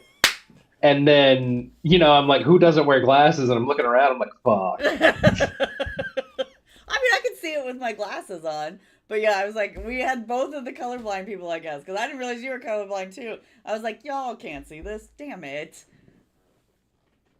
Oh, man. I did hide behind Alex's wife, though, when the guy came out in the outfit. I was like, nope. Nope. It was Nope. scary. I was like, no, thank you. The lights all went out, and I was But like, he was nope. ultimately there to help us. Didn't care. What a Didn't care. great guy. He started coming towards me, and I was behind Liz, nope, nope, nope, stay away from me, please. I don't do this. I don't do that. I don't. Nope. So I will say that if we want to do an escape room next year and make a plan as a group to do it and can do it before midnight, I would be totally down. For sure. I think we could do You know, that. the other thing I would actually really love to have us do, and obviously it would require some coordination to make sure none of us submit games for that slot, but I think it would be super dope to get a USP group to all go do the Artemis Spaceship Simulator at the same time. What is I that? think it'd be cool. Oh yeah. So I've been wanting it's to do that for a while. it's basically, I mean, it is a bridge simulator for like a starship, like being in Star Trek. Everybody, like all of the different officers, have their own consoles where they do their shit, and there's a shared console. And the captain does not have a console. They literally have to depend on listening to the reports from everyone and telling them what to do. And So is it like is That's it cool. there at the convention, or is it something that's there all the time? no, it's set up at the convention. At the con- okay. But So apparently like the they have escape like the escape room, but Okay. they have like a really nice setup and set for it. So it really does feel like you are on the bridge of a ship. Oh, that'd be cool. So Yeah. I do think that would be cool. That would be fun. I want to do more things like that. Like, I mean, I love obviously playing the games and I love running the games, but like that kind of stuff is the stuff that like I really love doing. Like when it's like, I am that person that HR loves coming to because they are totally down for the team building exercises. Like I am Yeah, that yeah. person. I love doing that stuff. I think even the dumber and dorkier it is, like I have just as much fun as if I'm like into it. Like, I just think that stuff is so much fun. I organized the retreats for our IT group. Oh, nice. And I got everyone to play werewolf a couple years ago. I've wanted to do Nice. that. Nice. have you ever like had them go to the game, or they're apparently Columbus has like a game show room for like corporate outings and retreats and shit. No, I haven't. I'll send you Haven't the heard of information about that. That should be awesome. Yeah. That would be fun. Let's do that as a group. That'd be Yeah. cool. Sure. I mean, not during Origins, but sure, let's. Yeah. Yeah. Just The only bad thing about werewolf was one person's last name was Wolf, so Oh. they killed him first because obviously he's a wolf. Valid. And then it was John has a beard, so he must be a werewolf. Let's kill him next. I mean, Sounds Sounds very logistically, that makes scientific. sense. Yeah. Yeah.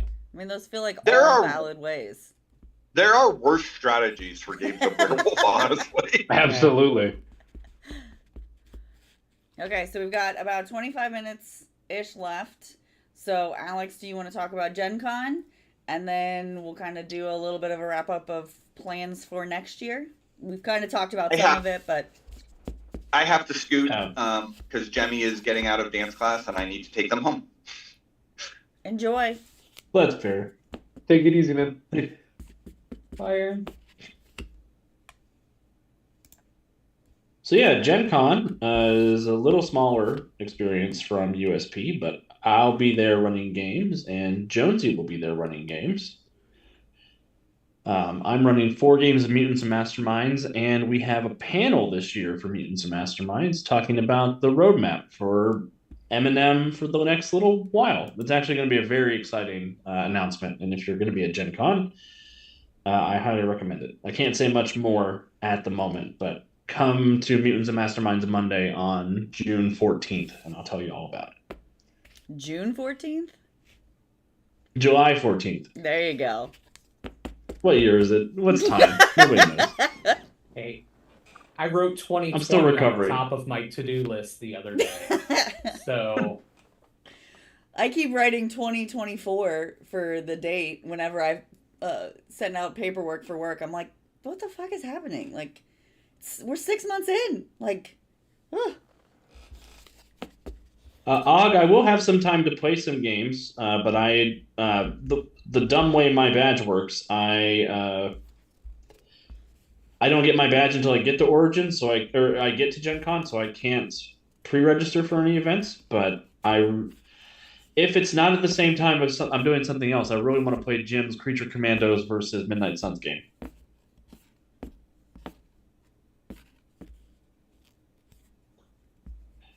And Puppy and I were talking earlier today about maybe having an Untold Stories Project presence at another convention this year.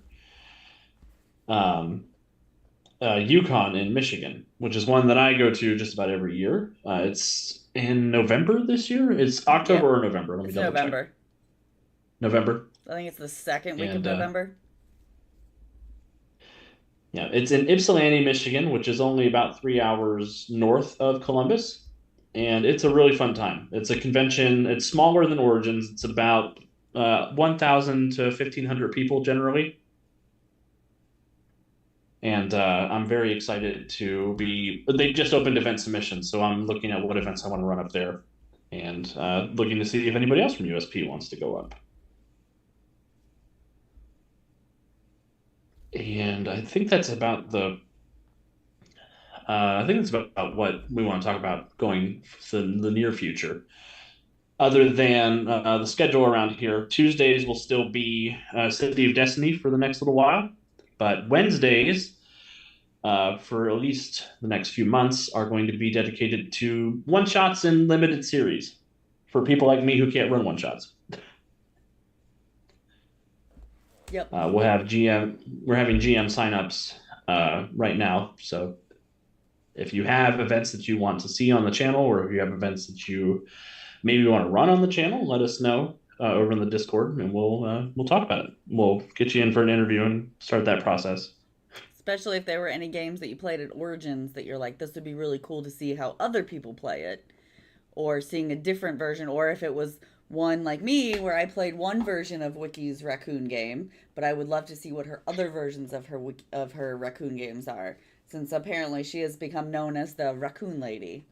So yeah, which the is not a the bad raccoon thing. games are fun. I want to see Pigeons 11. I keep hearing about that. Yeah, I saw that and I did not end up getting to do it. But then I saw the book and I was like, oh, maybe I should grab that. And then, shit happens. Right. I want to play And then Pigeons what? 11 because I want to be a bird and do crimes. Yes. Right, exactly. Yes. I love chaos games. I am working on getting myself more familiar with other variances of all sorts of different versions of games. I've got a couple of one-shots from the books that I used for my impromptu game. I plan to run my impromptu game. Because I'll actually get to use the maps this time. The tables were not big enough for me to use all my 30 maps that I had set aside with the idea of using all of them. I've got a couple of one-shots from one of our affiliates, Roll, Press, and Play, that I'm gonna... Well, one of them is a Kickstarter, so that I won't get until much, much later. But I've got a couple other of their one-shots that I'm excited to run because they are pretty well in my wheelhouse of not a super lot of complication. I'm a big fan of pretty easy, so as I said in the chat, I'm straightforward rules, so I like those. So one-shots and couple shots are kind of becoming my go-to for it. I don't have the brain capacity to do what Alex, Wiki, and Aaron do. I don't have that ability. I can barely remember the games that I'm in, so I can't imagine trying to remember all this woven lore of all these different things. So I like being basic, so I'll stick with that. But that is my plan, and my hope is to kind of push some of those in there and getting kind of a different grouping of things and seeing kind of what's out there. I do plan on making my baking game potentially available soon for print. That is a plan I am making. I saw a table that had a bunch of games that were like that, where they were kind of designed as those kind of one-shots and games and, simple, easy, straightforward games. So that's kind of something that I am working towards. I think doing that kind of stuff is really fun. And that is kind of my plan, is to put more of those things in motion. Because I just like doing those. But that's what I'm hoping to continue doing. I'm hoping that next year I'll be able to run 4 games at Origins, 1 for each day. And I'm definitely going to get there earlier than I did this year. so that I have more to do on Wednesday. I didn't get to do as much on Wednesday, and I felt very rushed and out of breath when I made it to Alex's game. So I'd like to give myself a moment of calm before I start kind of getting into it. But that is my goal, is to at least run 4 games next year at Origins. You got to come on Tuesday so you can play karaoke with us. That's true, but I don't sing at all. You can get drunk.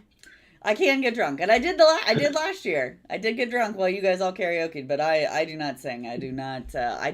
I do not have a voice for singing, and I don't have a face for anything other than radio. So that is what I do with my life. I don't think you heard my eye sockets cracking, but that's how hard my eyes just rolled.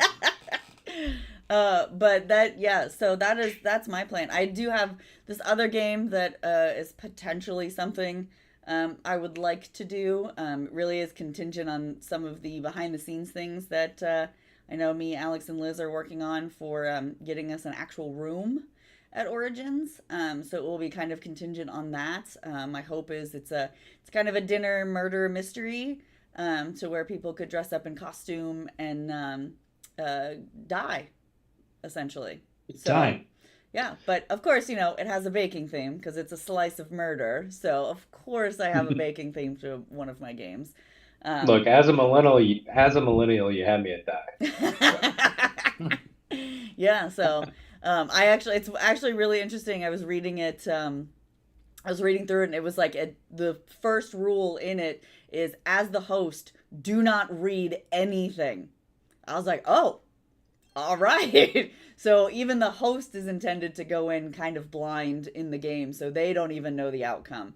So that is my hope, is that if we're able to kind of get that working in the background and get that going, that would be something I would love to be able to run one night, as kind of just like a fun, weird thing that I don't get to see a lot of. I know that there was a couple of different things that were options there that were filled up pretty quick because I was not able to get into any of them. But I thought it would be fun to run something like that. So it's a hope. But we'll see. And that sort of segues a little bit into next year, some of the goals. We are hoping to have our own room next year so that we're not scattered to the far corners. Sorry that anybody who played with us this year, you had to schlep all over the convention center looking for us. But we want to have our own space where we control how many tables are in the room, and where we can have a table set up to sell books, to sell games, to sell material that we'll be creating over the next year as our organization continues to grow and change. So if people have short stories or crafts or art pieces, whatever they get into, whatever you want to bring to the room, we'd love to have control over that space. I have been in communication with somebody at the Origins organization who should be able to help make that happen. So fingers crossed, that'll be something to look forward to next year. Because we'd love to have our own space. We'd love to be able to control how many games are going on, getting to come play with us, getting to play with your friends, so that there's, not a million people screaming at each other, and I don't have randomly the loudest horror game of all time behind my head where everybody was laughing and having a great I was like, you're supposed to be scaring them, shut the fuck up. They should be The table terrified. right behind me. Why the There are fuck are 5 none of other you tables in crying? this room. Stay in your lane. I think they picked that table. Yeah, I was the one that they were trying to scare. That was the problem. But yeah.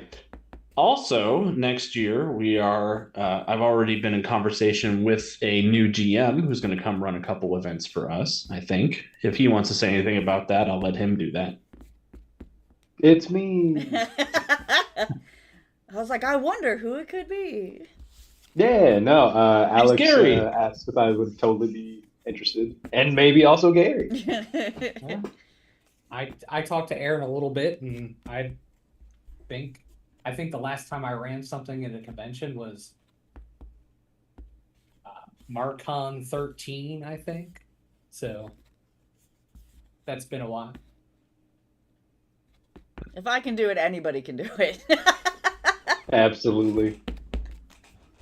It's valid. If anyone's ever played in a game, if anyone can do it, if I can do it, anyone can do it. So I mean, I'm a firm believer that anyone can GM a game as long as they have a story to tell.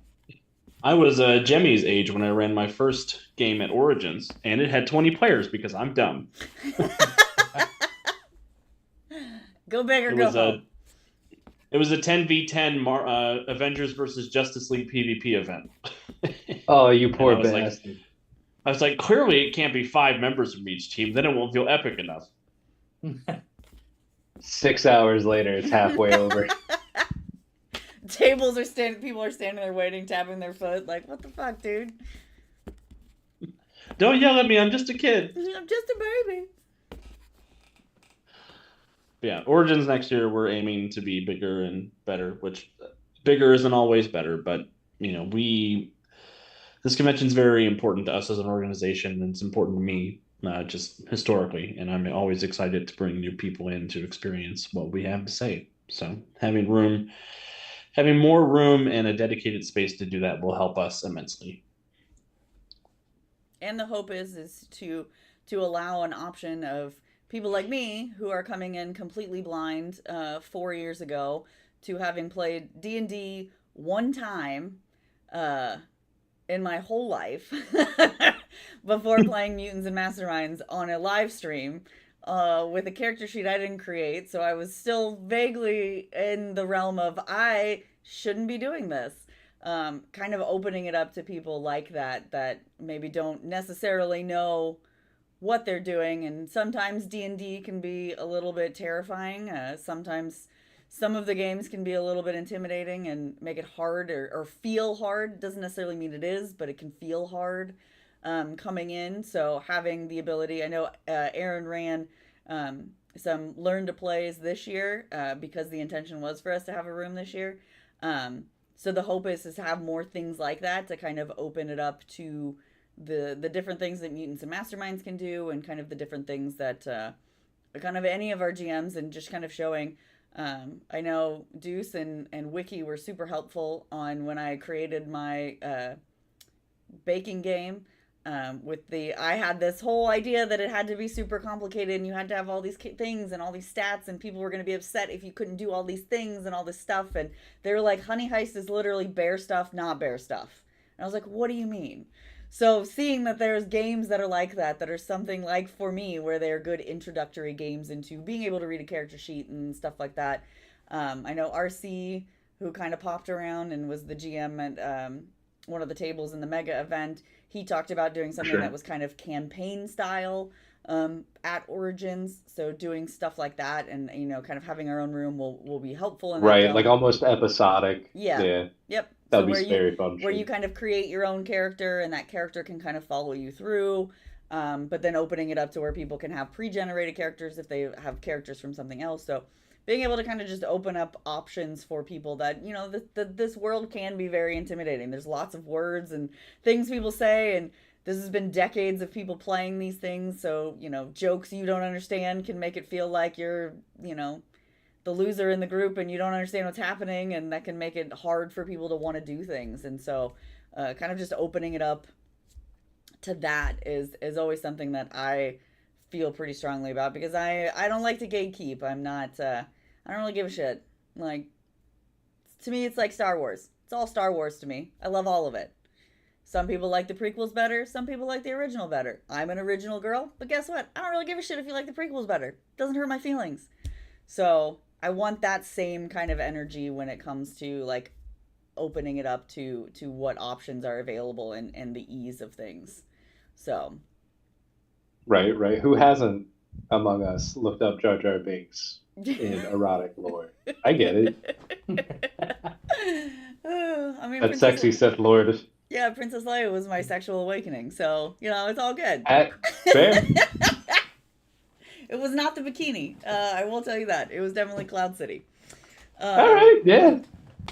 So Arguably the better look. Yeah, and absolute badass. So, but yeah, so it's kind of being able to open up things to that, and kind of inviting people in that maybe feel like they're kind of on the outside. And I mean, I don't think I ever would have gone to Origins ever had it not been for this group, because to me, I was like, this is too much. There's too many things. I don't understand what's going on. I don't know what's happening.